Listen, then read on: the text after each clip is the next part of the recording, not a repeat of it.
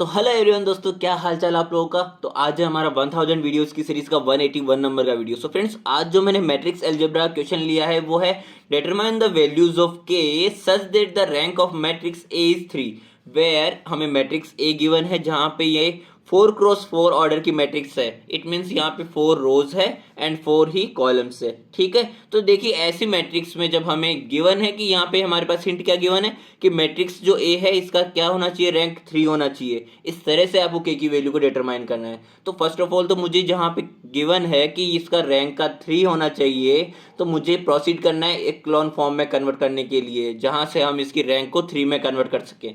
ठीक है, सो यहाँ पे ऐसे क्वेश्चंस में जब हमारे पास रैंक आ जाती है तो रामबाण इलाज क्या होता है कि हमारे पास में जो हर एक रो है, इस रो के अंदर कहीं पे भी अगर आपको लीडिंग टर्म यूनिटी दिख रहा है ना, तो इस यूनिटी टर्म की हेल्प से जो नॉन यूनिटी टर्म्स है इन सभी को आपको जीरो में कन्वर्ट करना है। देखो क्या कहा मैंने, वही चीज यहाँ पे लिख भी दी है। Target the non unity leading term by the help of unit leading term by operate there elementary operations. ठीक है, मेरे कहने का क्या मतलब है कि यहाँ पे अगर आप 4 को जीरो में कन्वर्ट करना चाहो तो 4 - 4 करोगे, एंड यहाँ पे 4 से करने के लिए आपको पूरी रो में 4 का मल्टीप्लीकेशन करना पड़ेगा। तो यहाँ पे 4 - 4 यानी कि R2 में ऑपरेशन लगाएंगे, R2 - 4 R1। ठीक है, एज इट इज अगर मैं R4 की बात करूं तो 9 - 9 कैसे आप कर पाएंगे कि 9 - 9 ऑफ R1 आप जब करेंगे, यानी कि R3 R4 में आपने ऑपरेशन लगाया, R4 - 9 R1।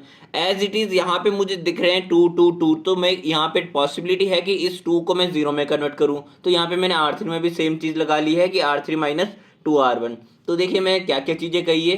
First of all हमने R2 में ऑपरेशन लगाया 4 - 4, 4 - 4, again 4 - 4, again -3 minus and minus multiplication में प्लस हो जाएगा तो -3 + 4 हो जाएगा, एंड अगेन यहाँ पे 1 - 0 हो जाएगा। एज इट इज मैंने R3 में क्या बोला था, R3 - 2 R1, तो K - 2, and as it is 2 - 2, as it is 2 minus of -2 यानी कि 2 + 2 क्या हो जाएगा 4, एंड यहाँ पे 2 - 2, एंड यहाँ पे R4 में हमारे पास अगेन ऑपरेशन लगेगा R4 - 9 R1 यानी कि 9 - 9 एंड 9 - 9 एंड K + 9 हो जाएगा क्योंकि माइनस ऑलरेडी है यहाँ पे 3 - 0 ही होगा।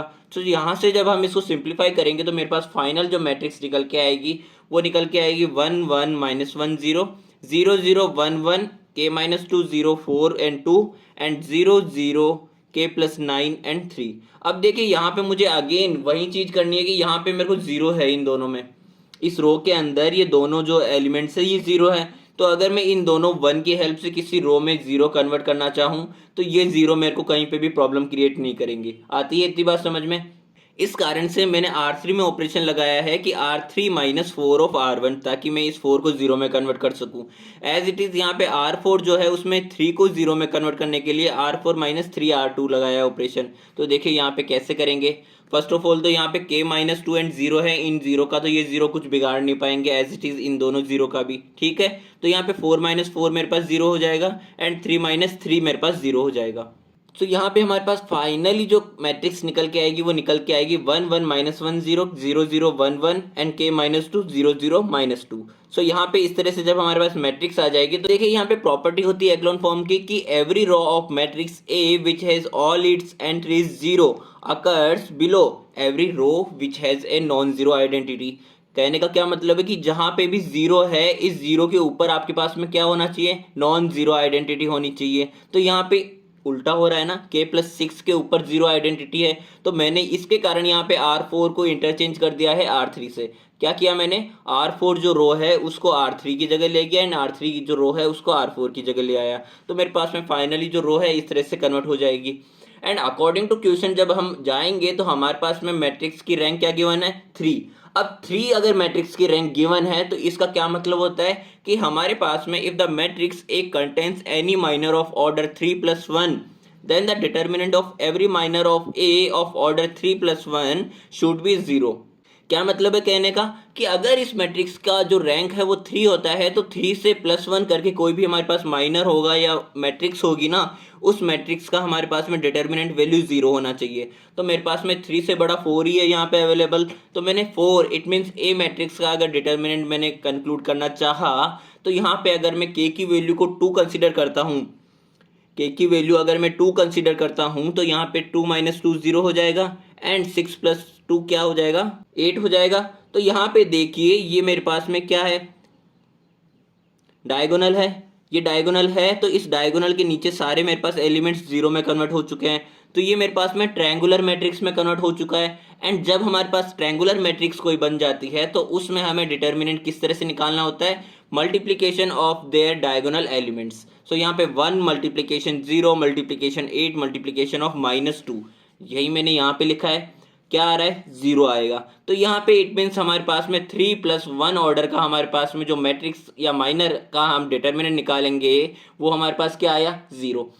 It means there is one possibility that K की वैल्यू हम 2 कंसीडर कर सकते हैं, ठीक है। और देखिए जो मैंने बात बताई, determinant of N E square triangular matrix is the product of the elements on it's main diagonal, वही चीज हमने यहाँ पे भी प्रोसीड करी है, ठीक है। सो यहाँ पे जब हम k = 2 मानते हैं, दस the rank of matrix is 3, तो ये चीज भी हमारे पास हेंस प्रूफ होती है। And the other possibility is that यहाँ पे ए मैट्रिक्स के लिए हम अगर k की वैल्यू को k + 6 को इक्वेट करते हैं 0 से, तो k की वैल्यू क्या आएगी, -6। अब k की वैल्यू जब हमारे पास -6 आएगी तो यहाँ पे मेरे पास में 0 हो जाएगा ये पूरी रो, बट जब यहाँ पे -6 आएगा तो यहाँ -8 हो जाएगा, ठीक है। इट मीन्स मेरे पास में नॉन जीरो रोज कितनी बनेगी, 3 बनेगी, 1 2 एंड 3।